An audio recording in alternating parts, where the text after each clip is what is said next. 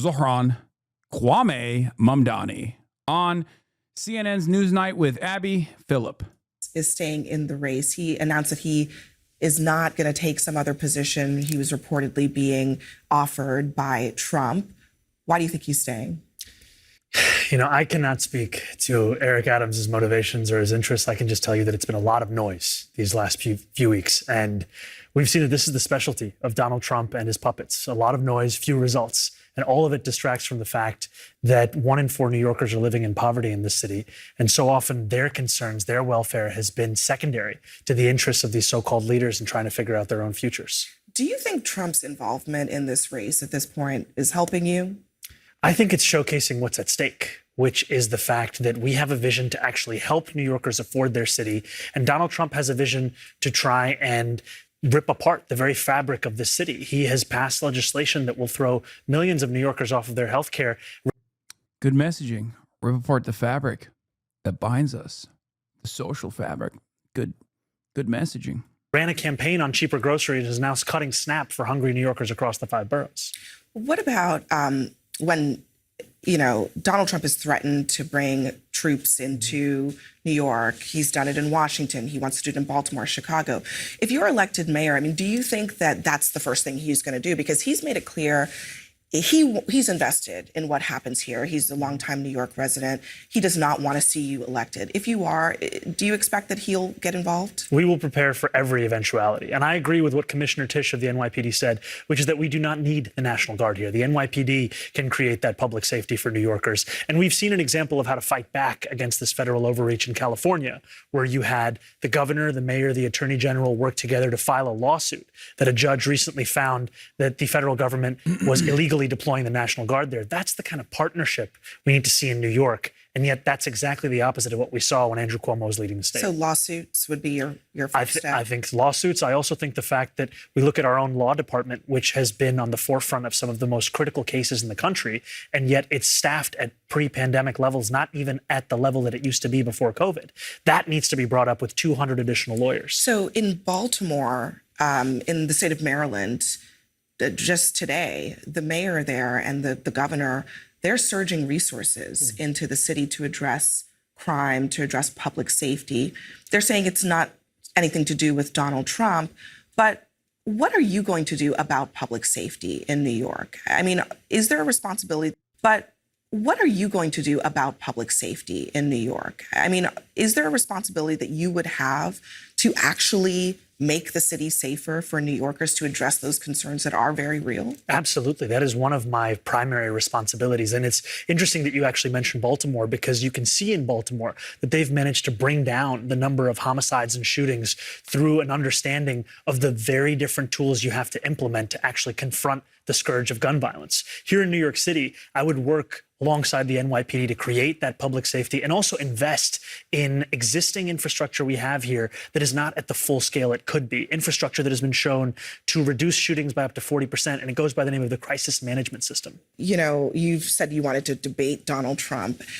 A lot of people ask the question, are you and Donald Trump more similar than maybe you might want to let on? And specifically on this issue of socialism, even Trump's own allies, his fellow Republicans like Rand Paul, have suggested that some of his policies are socialist in nature. He took a stake in Intel in exchange for U.S. government funding. Donald Trump is not a socialist. That is crazy.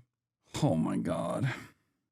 This country is so busted, dude. I don't know what to say. It's just maybe a national socialist, and those guys weren't socialist at all.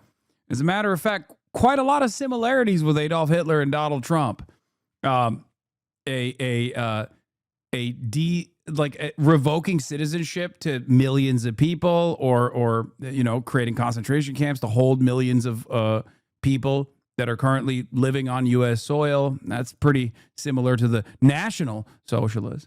And also presenting himself as a left populist on economic policy for the chosen Americans, legacy Americans, Tucker Carlson calls them, white Americans.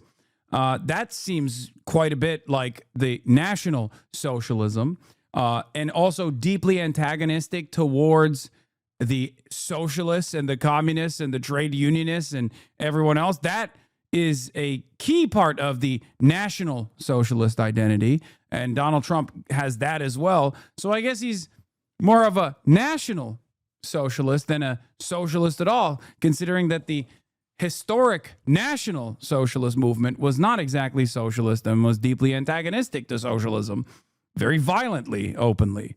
Funding. People have called that socialist. Do you think that that's a good idea? I think that Donald Trump and I have one thing in common, which is that we talk about the need for cheaper groceries. The difference between the two of us is that I'm actually going to deliver on that. And that's what I think is so frustrating, is that he spoke to the needs that New Yorkers had, that Americans had. They truly believed that his promise of a cheaper and a more affordable life was possible, but he's shown no interest in that. You look at his economic policies, they have exacerbated that crisis. But first of all, do you think that there are some things that Trump has done that are more socialist than capitalist? I don't think there is much that Donald Trump does that can be understood through the idea of ideology. I think he does whatever it is he decides to do each and every day with his own. The only thing I would say in this process, like, is something that Bernie has said as well, which is that, like, any kind of initiative that any kind of initiative that people take, okay, that potentially harms the profit margins, that works to give a better upper hand to the working class, can be seen as not socialist, but a degree of socialization or anti-capitalist in general. Having said that, it's all a matter of what Trump does with the 10% that he purchases from Intel for the government. That's what matters here. And there is no indication that he will actually do anything. There's no indication that he's actually going to do anything that's pro-labor in this regard. Just as Bernie Sanders said, demanding a stake in Intel for all of the unlimited grants and the unlimited money that the government is offering Intel is perfectly understandable. But it's what you do with that stake that matters. Just like with tariffs. As socialists and as anti-capitalists, we are not against the concept of trade protectionism. We understand the complex global web of production that has been designed. Having said that, however, it is important to make sure that domestic manufacturing does not suffer in the process. Many mistakes have been made in the direction of global finance that has harmed the American heartland. Look no further than these ghost cities that now exist everywhere. Cities that used to play a formative role in American manufacturing now have been reduced to rubble. We must reverse these mistakes. Having said that, however, this requires bold, radical change to build a robust industrial base here in the United States of America. And in the absence of that, simply engaging in this false trade protectionist attitude has clearly been an abject failure. It's ruining the economy. If you have no real trade to protect, if you have no real manufacturing to protect, and not just manufacturing, that means you will have low-paying jobs in every city, in every state, but manufacturing that will bring back jobs that are unionized, that have great wages, great benefits, the real kind of jobs that made America the giant of manufacturing post-World War II in this boom that we experienced and benefited quite greatly from. A real redistributive policy. These are the things that America needs. These are the things that America needs, but Donald Trump will never deliver on. Less regulations is not a good thing. Wait, what? I never said that, but okay. Mind as the centerpiece of. On the rent stabilization, on the impact of your proposals on housing in this city, there's a lot of concern that it'll cause people to leave, that it'll cause dilapidated housing, that it'll cause landlords to go out of business. But my question to you is... Oh my God, everything is framed so negatively. It's crazy. Everything is so negatively framed. God damn. Yeah, what about the mom and pop landlords, she says? Like, look, dude, we got to run this again. Hold on. That crisis. But do you, first of all, do you think that there's much that decides to the rent this city and own mind as the centerpiece of. On the rent stabilization, on the impact of your proposals on housing in this city, there's a lot of concern that it'll cause people to leave, that it'll cause, dilapidated housing, that it'll cause landlords to go out of business. But my question to you is, how interested are you in working with or talking to the private sector on some of these issues? Are you flexible? I'm going to keep it $1.50. If someone wasn't even remotely worried, they would just say, look, man, for far too long, we've propped up these businesses, okay? These businesses that require paywalling something that people need, shelter, okay? We don't treat housing like any other security, even though we don't treat housing and people who provide housing, which is a ridiculous thing to say to begin with, but people who provide housing as people engaging in any other business. When businesses fail, they fail. But for some reason, when people are providing housing, we don't treat that as a business that could just fail, okay? It's completely out of whack. If these businesses fail, we take them over. It's that simple, okay? If these businesses do not abide by the standards that we have set to improve the welfare of all these tenants, then, sorry, we take them over. It's that simple. For far too long, there have been no government intervention in the field of housing, and the only intervention has been at the behest of capital owners. We need to look at this situation with honesty. We need to recognize that the overwhelming majority of Americans are renters. They're not owners. Okay? We have a real home ownership crisis in this country. Homes are seen as the only way for upward social mobility. Not to get Chinese with it, but in the words of Xi Jinping, houses are for shelter. They're not for speculation. It's that simple. Even an animal in the wild needs shelter. And we treat our own citizens, we treat our own neighbors in ways that we wouldn't even treat an animal. You see a dog out on the streets in the cold, and you bring the dog home. You try to offer the dog food. But when it's a human being, we literally just like walk past them. Now, my argument isn't to make it everybody else's problem individually, because I'm not a liberal. My expectation is not that every single person on their 9 to 5, on their daily commute, turn into a social worker in the process for a brief moment when they see someone experiencing like a mental health crisis.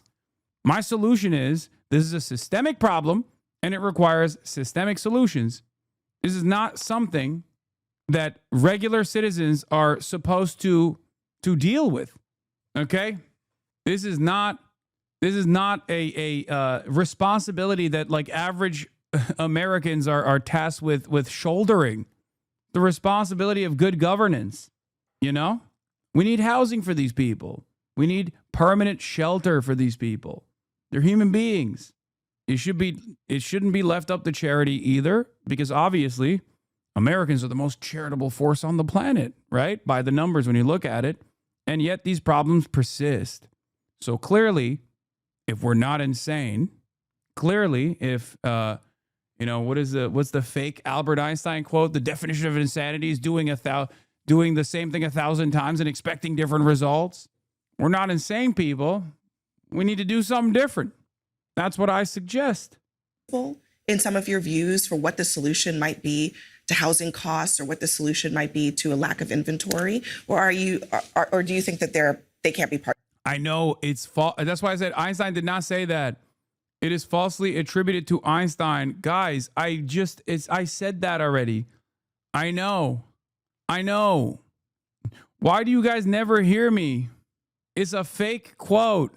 It doesn't also make sense because you can't bathe in the same river twice. It is impossible to try the same thing 1,000 times and expect different results, because it is literally impossible to try the same thing over and over again 1,000 times. By the virtue of trying the same thing over and over again, you have become a different person. You have become better at trying the same thing. Okay? Yes, I know the Lenin quote is fake too. It's falsely attributed to Lenin.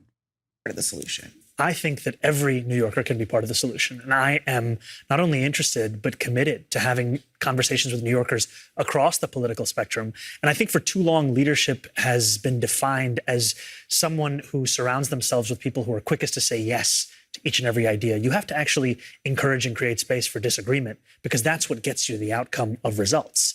And when we talk about freezing the rent for the more than 2 million New Yorkers who live in rent-stabilized housing, that happened 3 times before under the previous mayoral administration.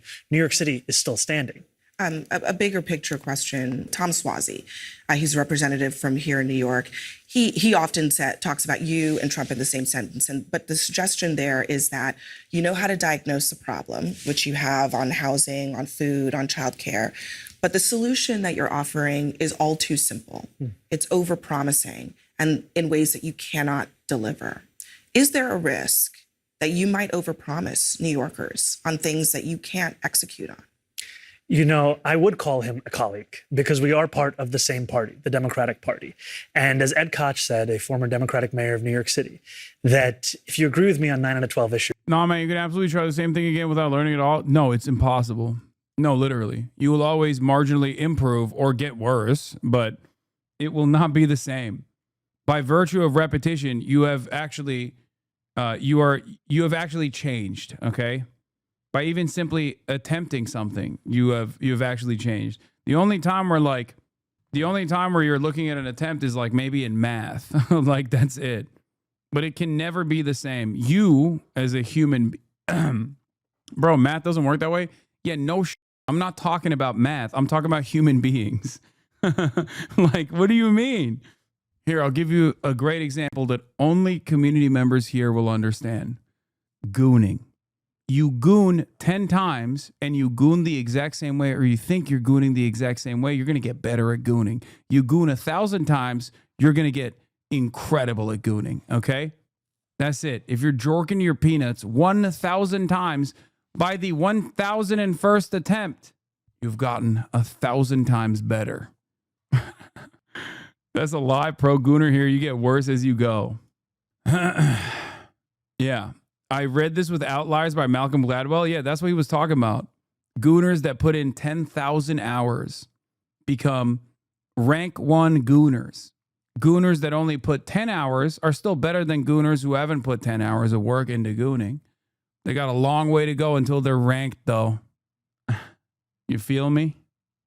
Vote for me. 12 out of 12, see a psychiatrist. We have to have room for disagreement within a party. Otherwise, we just become a monotone that doesn't accept the innate tension of people coming together. And this vision that we have for New York City, it's one that speaks to the scale of this crisis, much in the same way that when the former administration of New York City looked at childcare, they talked about developing universal pre-K. Many people thought that was unrealistic. Now it is a fact of life here in New York City. That is going to be the same, not only for freezing the rent, not only for making buses fast and free, but for universal childcare from 6 weeks to 5 years of age. A lot of polls saying different things, but I think the gist of it is that, in the race as it stands now, you've probably got about a third of the electorate in the city. First of all, if it were a 2-man race between you and Cuomo, do you think for sure that you can win that race? Absolutely. And I would tell you that I spent many months, including some where I was here on this show with you, where I was running for mayor in the Democratic primary, and we were told time and again it was inevitable that Andrew Cuomo was going to win the race. I was at 1% early in the spring of this same year, and then we won the race. Wait, what? Oh, you clipped it already? You goon 1,000 times, you will be 1,000 times better. Okay, you guys need to stop. By 13 points with the and most. And by that, I mean immediately stop everything and put that on TikTok with a Aura farm. Okay, Clippers, get to work. You got to do an Aura edit to that instantly. Votes in primary history. So we are very confident about defeating Andrew Cuomo, just like we did in June. And what is outrageous to us is not the question of the implications of these machinations on the race. It's what they show, the blatant disregard that so many of these politicians have for the welfare of working class New Yorkers, 1 in 5 of whom can't even afford $2.90 to ride the bus. Your democratic socialism has been just the center of everything that people talk about. But in this country, there's a big debate about the wealthy, the uber wealthy, the gap between the rich and the poor. Just this week, Tesla offered a pay package to Elon Musk that would potentially make him a trillionaire. Do you think trillionaires should exist? I think What are these questions, man? What are we doing? I mean, that's a softball, but even then, like what are we doing? Look at how we've moved beyond, like, should billionaires exist? Or should trillionaires exist? It's like, things are so bad and they're only going to get worse. What is this? One of the most infuriating elements of liberal discourse today is the active erasure of the historic roles abolitionist and socialist movements have played in creating some of the few livable and often iconic aspects of America, including but not limited to liberalism itself.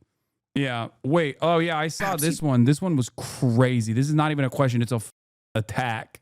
Fuzz Shaker is on the table. Bernie and Zohran are going to be live soon from Brooklyn. And we're going to be tuning in when they go live. the better question is whether working people should exist. Because what we're seeing right now is amidst this incredible wealth, we have people who are keeping the city running that have to now live outside of the city, outside of the state. There are New Yorkers who are living in New Jersey and Pennsylvania and Connecticut because they just can't afford to live here. Amidst all of that, we have talk of trillionaires. I mean, it tells you where our political priorities are. And that's what is so frustrating, is that when we talk about the cuts to SNAP benefits here in New York City, the throwing of millions off of their health insurance, it's not just a incident that has taken place in Washington, D.C. It is a function of the largest wealth transfer we've ever seen in our history of our country's politics. Yeah, I mean, I definitely take the point that this inequality. With all due respect to Hasan, but fuck Bernie, chatters, I can't begin to explain to you this fundamental role that Bernie is playing here. Zohran is not making Bernie look good. Bernie is helping Zohran. Bernie is platforming Zohran. Zohran is not platforming Bernie. Please stop. From your perspective, it might come across as like a person that you really like, a person that you have. Hasan equals champagne Zio-shill. I love that you did the racist double S and then still turned around and said I'm a Zio-shill. Bernie beat the shit out of me last weekend. Okay, if you're getting beat up by an 854-year-old man, then, you know, you're not going to make it. Come on, man. Come on now. Why are people against Bernie now? What did I miss? Oh, I mean, people are oppositional to Bernie for his firm commitment to liberal Zionism. He's like, a lot of people who thought in the past that Bernie Sanders was like actually presenting a radical change in the way that Americans view Israel were doing so because, he was actually an anti-Zionist. And they're realizing that this old man is not an anti-Zionist, but simply a liberal Zionist. And that that was the extent, like the length that he was going to go to was like what he was presenting in 2016. And of course, the attitude has shifted quite dramatically. And therefore, people have moved past Bernie Sanders' position, understandably, because it is the correct position to arrive at. Like, I'm one of these people, right? I'm an anti-Zionist. I've been an anti-Zionist. And much like many other anti-Zionists, all the way from Linda Sarsour to Ilhan Omar and Rashida Tlaib, we all were welcoming Bernie Sanders, opening up the conversation as a prominent Jewish figure, a beloved Jewish politician in this country, being one of the leading voices on